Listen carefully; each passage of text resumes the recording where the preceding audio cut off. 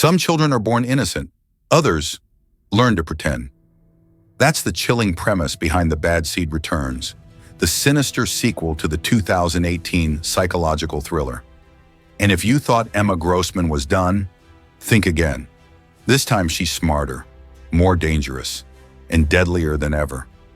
A few years have passed since Emma's unfortunate encounter with her father.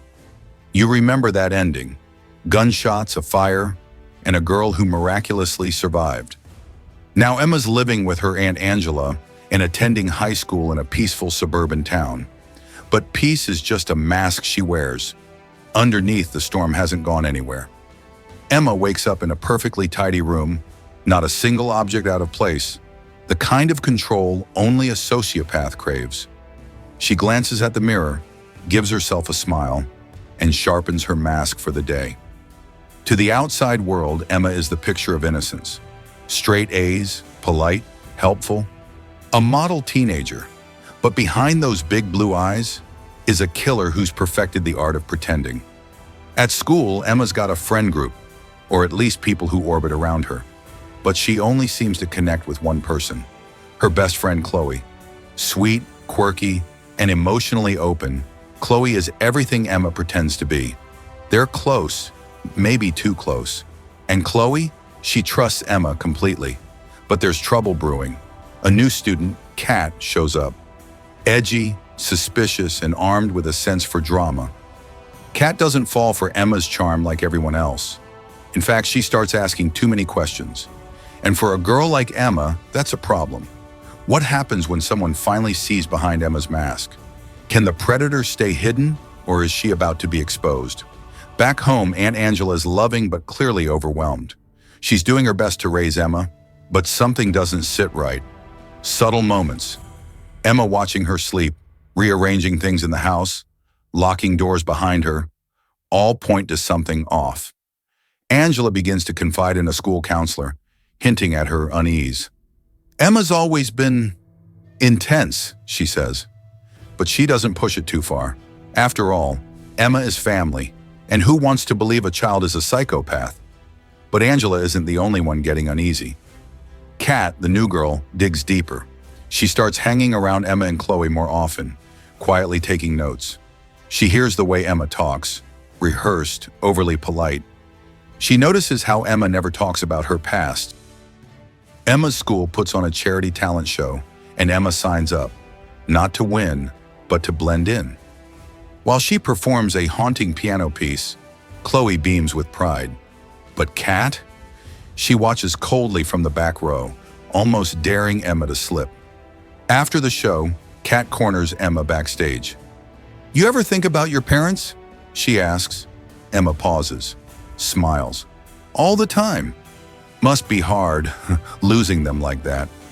Emma's smile stiffens, just for a second. But Kat catches it. It's a showdown in whispers and stares. Two girls circling each other, only one of them a killer. Later that week, Chloe's cat goes missing. She posts flyers around town, devastated. Emma offers to help search, but we already know what that means.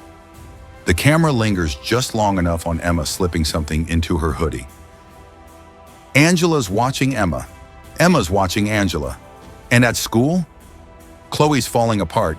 She thinks Kat sent the picture of her cat. She lashes out at Kat, ending their friendship. Emma is quick to comfort her. And just like that, she's isolated her friend. Kat, now truly alone, knows she's in danger. Kat knows she's running out of time. She goes to the school principal with her findings. The background check, the file on Emma's past, and the incident that left her father dead. But the principal isn't convinced. These are just suspicions, he says, nothing concrete. Angela tried to play the game, but she forgot one thing. Emma writes the rules. Emma now views Kat as the ultimate threat. It's time to eliminate her. But it has to look like an accident. She lures Kat to an abandoned art building near the school, pretends Chloe is there, claims she wants to talk things out for Chloe's sake. Kat, suspicious but desperate, agrees. Inside, Emma springs the trap. The door locks behind Kat. Gas starts leaking from a cracked pipe, but Emma had made sure there's no way out. It's quiet, eerie. Then, boom! A fire breaks out. Alarms blare. But Kat, battered and coughing, manages to escape out a side window before the explosion consumes the room. She survives, barely. At the hospital, she finally tells the police everything. Now, finally, the authorities begin connecting the dots. They reopen Emma's case file, revisit the accidents around her, and the pattern becomes undeniable. But Emma still has no criminal record. No evidence directly ties her to Kat's accident. Angela is brought in for questioning, and while she confirms she's noticed disturbing behavior, she's also cautious, not wanting to make a false accusation. Meanwhile, even now with everything exposed, she's still acting. The final scenes unfold in court.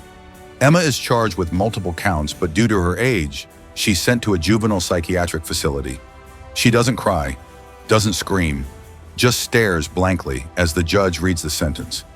Emma quickly finds a way to blend in again, joins a study group, volunteers at a school charity, even becomes close to a boy named Ethan. Sweet, quiet, and painfully naive.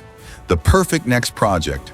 And then Emma's writing the script, and the world is still falling for it. We end where we began, in a bedroom perfectly clean, every object in place. Emma brushes her hair, humming softly. Outside the window, sirens echo faintly in the distance. Another victim discovered. She walks to her desk, opens her journal, and writes, "New town, new cast, same play. They never learn." She looks up, directly into the camera, smiles, fade to black. So, what did The Bad Seed Returns teach us? It's not just a horror movie about a killer kid. It's a terrifying look at what happens when intelligence, charm, and cruelty collide in one terrifying package.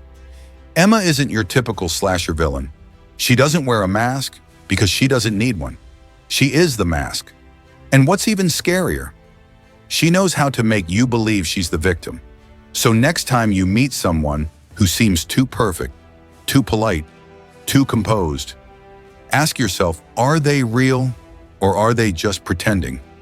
If you enjoyed this recap, don't forget to like, subscribe, and click that notification bell for more twisted tales and thrilling breakdowns. Want more killer kids, chilling thrillers, and psychological mind games? Drop your suggestions in the comments.